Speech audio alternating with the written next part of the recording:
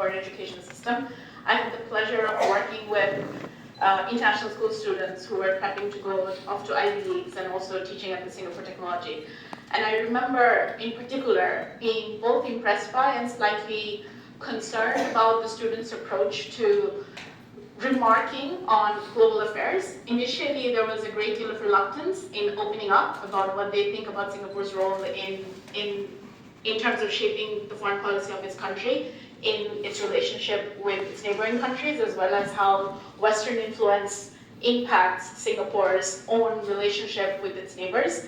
But eventually, I was remarkably impressed by the students' interest in wanting to step outside their comfort zone and speaking and taking an interest in issues.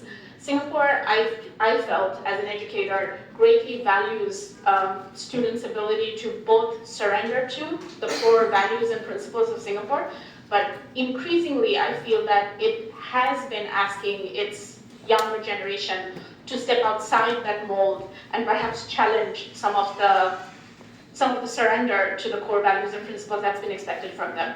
So I suppose when you suggest that great leaders are going to be formed from Singaporean institutions, and leadership is something that can be nurtured and enhanced in institutions, is this something Singapore is actively working towards, to create a newer generation of thinkers who are able to think outside the box and not feel too tied in by the core values and principles that Singapore believes in, which makes Singapore what Singapore is, but at the same time, as you can probably imagine, can be somewhat a little too directional and stifling at times. So it's a bit of a broad hypothetical question about educational policy and its impact on Singapore's foreign policy, if you could comment on that. Thank you so much for that.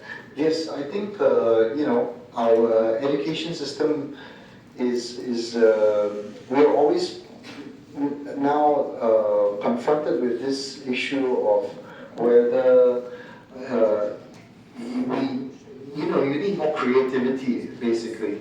Yes, you need, and how do you nurture creativity and at the same time have social cohesion? We don't want, we want everyone to work together. This has been a core strength for us.